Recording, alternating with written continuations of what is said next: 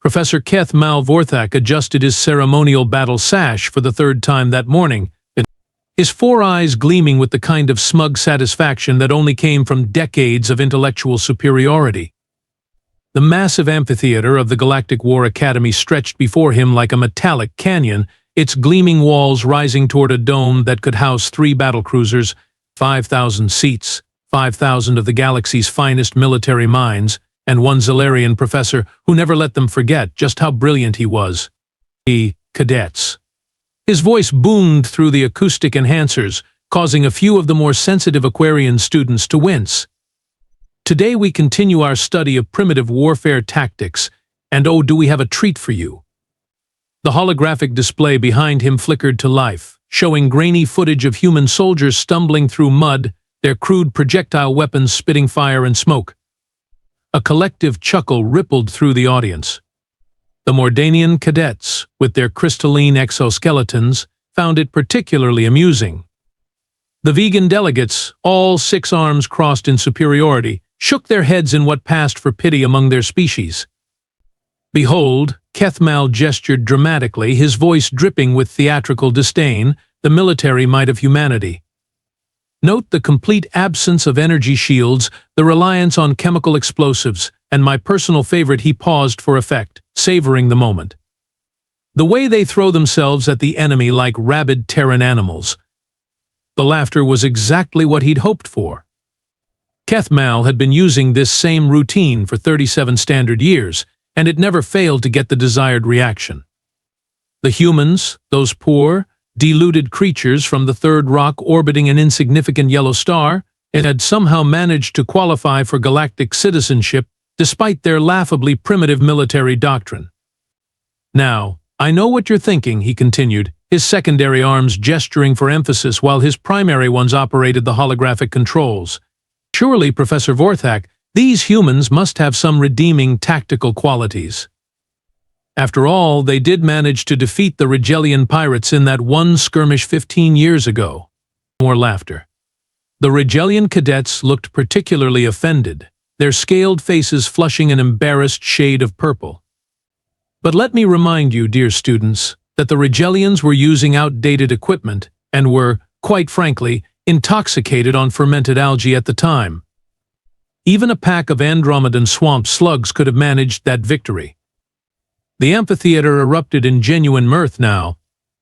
Even the usually stoic Centaurian delegation was making their species equivalent of chuckling sounds, a series of harmonic vibrations that sounded like wind chimes in a hurricane. Keth'mal basked in the attention, his ego swelling like a gas giant about to collapse into a star. This was why he'd chosen teaching over active military service. Sure, he could have been commanding fleets and conquering systems, but where was the fun in that? Here he could shape young minds while simultaneously enjoying the intellectual superiority that came with his position. But I have exciting news for you all, he announced, his voice taking on the tone of someone about to reveal a particularly juicy secret. The Academy, in their infinite wisdom, has decided to participate in the new Galactic Military Exchange Program. The room fell silent, 5,000 pairs of eyes, optical sensors, and electromagnetic receptors focusing on him with sudden interest. That's right, cadets. We're going to have a real, live human instructor visiting our humble academy. A genuine representative of Earth's military establishment, here to demonstrate their tactics to you personally. The silence stretched for a moment before exploding into a cacophony of excited chatter. The Mordanians were clicking their mandibles in anticipation. The vegans were already placing bets on how quickly their guest would embarrass himself. Even the notoriously reserved Altarian students were leaning forward in their seats. Now, Keth'mal raised his hands for silence, though his grin was so wide it threatened to split his face in two. I want you all to be respectful to our guest. After all, it's not his fault he was born into a species that considers charging blindly into enemy fire a legitimate military strategy. The laughter was almost deafening now. Keth'mal had to admit he was quite pleased with himself. Not only would he get to publicly demonstrate the superiority of proper galactic military doctrine, but he'd do it in front of the largest audience he'd ever had. The human, whoever the poor creature was, would serve as the perfect example of everything wrong with primitive warfare. "Mark your calendars, cadets," he announced with theatrical flourish. "In 3 days we'll have our very own comedy show. I do hope you'll all attend. After all, how often does one get to witness the galaxy's greatest military joke in person?" The applause was thunderous, and Keth'mal Vorthak had never felt more satisfied with his career choice. 3 days later, the amphitheater was packed beyond capacity. Word had spread through the academy like wildfire, and students from other departments had somehow managed to squeeze into every available space. The anticipation was so thick you could cut it with a plasma blade. Keth'mal stood at the podium, practically vibrating with excitement. This was going to be the performance of his career, the moment that would be talked about in academy halls for generations. He'd spent the last 72 hours preparing his most devastating observations about human military incompetence. "Ladies, gentlemen, and non-binary entities," he began, his voice carrying easily to the back rows, "the moment you've all been waiting for has arrived. Allow me to present our honored guest, representing the Earth Military Academy, Marcus Webb." The doors at the rear of the amphitheater slid open with a soft hiss, and in walked Well, nothing particularly impressive. The human was average height by galactic standards, maybe a bit shorter than most Centaurians. He wore simple gray clothing that looked like it had been purchased from a discount supply depot. His hair was an unremarkable brown, cut in a style that suggested he'd done it himself with a dull blade. A collective sigh of disappointment rippled through the audience. The Mordanians had been expecting something more dramatic, perhaps battle scars or exotic weaponry. The vegans had wagered on colorful plumage or intimidating body modifications. Instead, they got what appeared to be the most boring creature in the galaxy. "Impressive, isn't he?" Keth'mal's voice dripped with sarcasm as Marcus made his way down the aisle with unhurried steps. Notice the complete absence of ceremonial armor, the lack of any visible weapons, and that expression of, well, I'm not entirely sure what that expression is supposed to convey. Marcus reached the front of the amphitheater and stood beside the podium, his hands clasped behind his back. His face showed about as much emotion as a Vulcan meditation stone. If he was aware of the 5,000 pairs of eyes studying him like a laboratory specimen, he gave no indication. "Mr. Webb," Keth'mal announced with theatrical flourish, "has graciously agreed to demonstrate human military tactics for our education and entertainment. Tell me, instructor, what innovative strategies will you be sharing with our students today?" Marcus looked up at him with what could generously be called mild interest. "Whatever you'd like to see, Professor," he replied in a voice so flat it could have been used as a construction surface. "I'm here to teach." The simplicity of the response seemed to catch Keth'mal off guard for a moment, but he recovered quickly. "Excellent. Then perhaps you could enlighten us about humanity's approach to large-scale tactical operations. I'm particularly curious about your species' tendency to, shall we say, improvise during combat situations." A few chuckles from the audience encouraged him to continue. "After all, we've all heard the stories about humans making up strategy as they go along. Surely there's some method to this apparent madness?" Marcus shrugged, a gesture that somehow managed to be both casual and dismissive simultaneously. "Sure, we adapt. Things change, plans change. Pretty simple concept." The alien cadets exchanged glances. This was their great demonstration? This monotone creature who spoke in sentences shorter than Academy safety regulations? Even the usually patient Altarians were beginning to look restless. Keth'mal's grin widened. This was even better than he'd hoped. The human was boring, unimpressive, and apparently incapable of defending his own species' military doctrine. "Well then, Mr. Webb, I propose we put these adaptive abilities to the test. Are you familiar with tactical simulation exercises?" For the first time, something flickered behind Marcus's eyes. It might have been amusement, or perhaps anticipation. "I've run a few." "Excellent. Then you won't mind demonstrating your expertise in front of our students?" A simple exercise, really. Nothing too challenging for someone of your experience. Marcus nodded once, still wearing that maddeningly neutral expression. Sure. What did you have in mind? Keth'mal's 4 eyes gleamed with predatory satisfaction. The trap was set, the prey was willing, and 5,000 witnesses were about to see exactly why humans were the galaxy's favorite punchline. Marcus glanced around the amphitheater with the same bored expression he'd worn since arriving. Just something standard. Basic tactical scenario. Nothing fancy. The request was so mundane, so perfectly ordinary, that Keth'mal almost laughed out loud. Here was his chance to deliver the killing blow, and the human was practically handing him the weapon.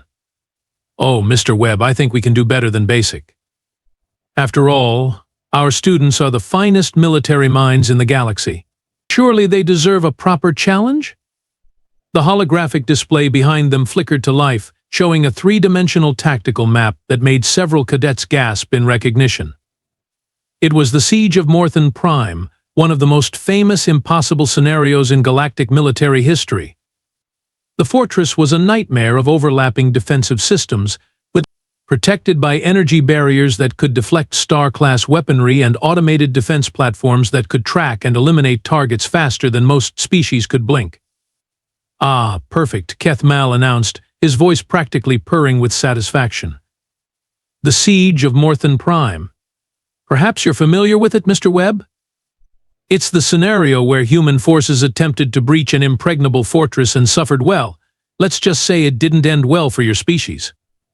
Marcus studied the display for maybe 3 seconds before nodding. Yeah, I know it. Lost a lot of good people there. The casual acceptance of historical failure seemed to deflate some of the tension in the room. The cadets had been expecting protestations, excuses, or at least some sign that the human understood the magnitude of the task. Instead, he just stood there like he was waiting for a transport. Excellent.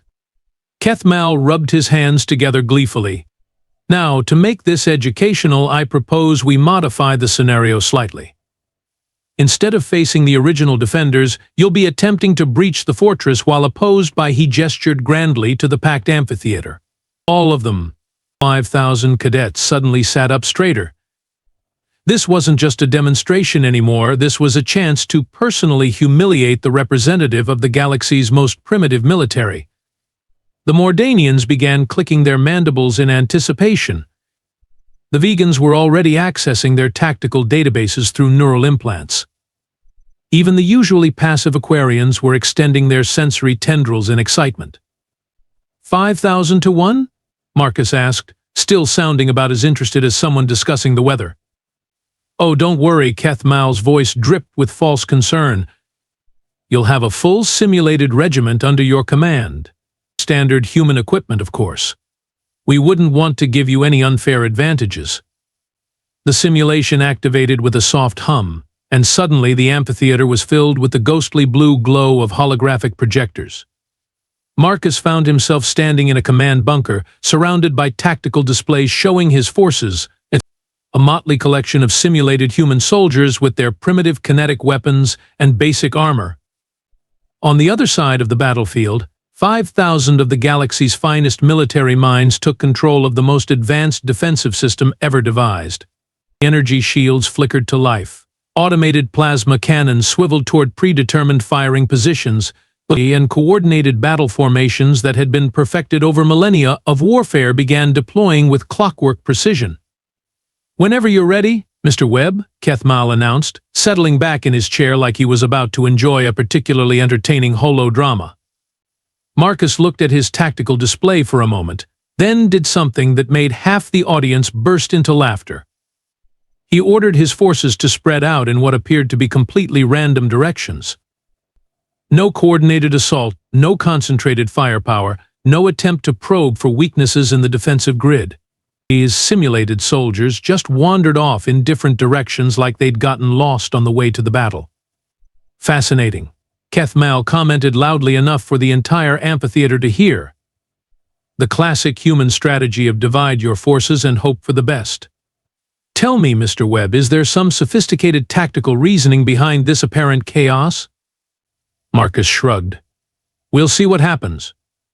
The alien cadets exchanged glances that clearly said, "Is this guy serious?" The Centaurian delegation was already calculating casualty projections, while the Altairians were documenting what they assumed would be a textbook example of how not to conduct military operations. And on the tactical display, Marcus's forces were getting systematically eliminated. The automated defenses were picking off his scattered units with ruthless efficiency. Energy beams lanced across the battlefield, vaporizing anything that moved. Shield generators created impenetrable barriers that turned his soldiers' projectile weapons into expensive noisemakers. "Oh dear," Keth'mal's voice was full of mock sympathy. "It appears your forces are experiencing some difficulties. Perhaps you'd like to reconsider your strategy?" Marcus was staring at the display with the same neutral expression he'd worn since arriving. His casualty reports were climbing steadily, his units were scattered across the battlefield with no apparent coordination, and the fortress remained completely intact. By any reasonable military assessment, he was losing catastrophically. "Nah," he said quietly. "Give it a minute." The alien cadets were no longer even pretending to take the demonstration seriously. This wasn't a tactical exercise, it was a massacre. The humans' forces were being systematically annihilated by textbook defensive procedures that any first-year student could have implemented. Keth'mal was practically glowing with satisfaction. This was going even better than he'd hoped. Not only was he proving human military incompetence, but he was doing it in front of the largest audience in Academy history. The human was making his point for him, one catastrophic tactical decision at a time. "Well, Mr. Webb," he announced cheerfully, "I think we can all see where this is heading. Perhaps it's time to admit that some battles simply can't be won through improvisation?" Marcus finally looked up from the tactical display, and for just a moment, Keth'mal could have sworn he saw something like amusement in the human's eyes. "Professor," Marcus said in that same flat tone, "you might want to pay attention to your sensor readings." Keth'mal's confident smirk faltered slightly as he glanced at the tactical display.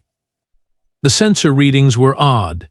His forces were reporting energy fluctuations in sectors that should have been completely secure.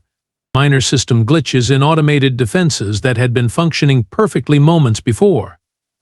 Nothing critical, just small anomalies that any competent military force would ignore. "I'm not sure what you're referring to, Mr. Webb," Keth'mal said, though his voice had lost some of its earlier smugness. "Your forces are still being eliminated at an acceptable rate." Marcus nodded thoughtfully. "Yeah, about that." He touched something on his command console, and suddenly the tactical display lit up with activity that made absolutely no sense. The scattered human units that had been wandering aimlessly across the battlefield weren't scattered at all. They were in position. Every single group had somehow managed to reach locations that the alien defenders had dismissed as tactically irrelevant. Maintenance tunnels, abandoned sensor stations, even what appeared to be a decorative water feature near the fortress entrance. "What in the seven hells of Vorthan?" Keth'mal muttered, his four eyes darting between displays as he tried to understand what he was seeing. The first indication that something had gone horribly wrong came when the fortress's primary shield generator started flickering. Not failing, exactly, but behaving in ways that made the Mordanian cadets frantically check their diagnostic protocols. According to their readings, the system was functioning perfectly. According to their eyes, it was having what could only be described as a nervous breakdown. "Ah," Marcus said conversationally, as if he was commenting on the weather, "that would be the maintenance tunnel access. Turns out your shield generators don't like it when someone feeds them contradictory frequency data from the inside." The alien cadets stared at their displays in growing confusion. The maintenance tunnels were sealed, had been sealed for decades, and were monitored by automated systems that would have detected any intrusion. How had human forces managed to? "Impossible," breathed a Centaurian cadet. "The tunnel seals are rated for molecular-level detection." Marcus glanced up at the amphitheater with something that might have been amusement. "Yeah, well, turns out if you coat your gear in local mineral compounds and move really, really slowly, most automated systems think you're just part of the background geology." Keth'mal's nervous laughter echoed through the amphitheater, but it sounded forced now. Clever, I'll admit, but hardly game-changing. One shield generator malfunction won't. His words died in his throat as 3 more shield generators began exhibiting the same mysterious behavior. The fortress's defensive grid, which had been an impenetrable wall of energy just minutes before, was developing holes. Not big ones, not obvious ones, but gaps that a skilled tactician could exploit. The water feature was a nice touch, Marcus continued in that same maddeningly casual tone. Really decorative. Also happens to be connected to the fortress's cooling system. Funny how adding a few chemical compounds to the water supply can make energy weapons overheat at the worst possible moments. On cue, several of the automated plasma cannons began cycling through emergency shutdown procedures. The vegan cadets were frantically trying to compensate, but their protocols had never accounted for sabotage from such an unexpected vector. This is Keth'mal's voice was higher now, strained. This is highly irregular. You're not following established tactical doctrine. Nope, Marcus agreed cheerfully. We're fighting dirty. Humans are really good at that. The psychological effect was immediate and devastating. The alien cadets, who had been confidently executing textbook maneuvers moments before, suddenly found themselves second-guessing every decision. If the humans could infiltrate sealed maintenance tunnels and sabotage decorative water features, what else were they capable of? The Aquarian delegation started overcompensating, deploying sensors to monitor areas that had never been tactically relevant. The Altarians began implementing security protocols designed for paranoid dictatorships rather than military fortresses. Even the usually steadfast Mordanians were clicking their mandibles in nervous uncertainty. You see, Marcus explained as his forces began their actual assault, your people fight like you're playing a game with rules. Very sophisticated rules, very advanced tactics, but still rules. We fight like we're trying to survive. The fortress defenses were crumbling, not from superior firepower or brilliant tactical maneuvering, but from the simple application of human creativity to problems that had never been considered problems before. The alien cadets found themselves defending against threats that weren't in any manual, countering strategies that violated every principle of civilized warfare. Keth'mal's laughter had become a strangled sound in the back of his throat. This isn't how military operations are supposed to work. Marcus looked up at him with those deceptively calm eyes. Professor, I think you're starting to understand the problem. What happened next would be discussed in hushed tones throughout the Academy for decades to come. Marcus didn't just defeat the alien forces, he systematically dismantled them with a precision that was both terrifying and beautiful to witness. The fortress's communication array, which had been functioning perfectly throughout the battle, suddenly began broadcasting contradictory orders. The Mordanian cadets found themselves receiving attack commands that originated from their own command structure, while the vegans were getting evacuation orders that seemed to come from high command. In the confusion, coordinated defensive positions began falling apart as units moved to respond to orders that made no tactical sense. How is he doing this? A Centaurian cadet whispered, frantically trying to trace the source of the false communications. Marcus overheard and actually smiled, the first genuine expression he'd shown since arriving. Your security protocols are designed to prevent external intrusion. They're not really set up to handle someone who's already inside your network, broadcasting on authorized frequencies, using your own encryption codes. The alien cadets stared at their displays in horror. The communication sabotage wasn't some advanced human technology, it was their own systems being used against them by someone who understood their weaknesses better than they did. But the encryption codes are changed daily, protested an Altarian, his harmonic voice wavering with uncertainty. There's no way you could have. Your maintenance protocols required diagnostic access, Marcus explained patiently, as if he was teaching a basic engineering class. Those tunnels I mentioned? They're not just connected to the shield generators. They're connected to everything, including the communication hubs that store your encryption keys. Keth'mal's face had gone through several color changes, none of them healthy. This is impossible. You're using information that would take years to gather, systems knowledge that would require about 3 days of homework. Marcus finished. Your academy's database is pretty comprehensive. Thanks for the access, by the way. The systematic destruction continued. Automated defense turrets began targeting each other as their identification systems received conflicting data about friend and foe designations. Supply lines that had been secure for the entire engagement suddenly found themselves under attack from directions that weren't supposed to exist.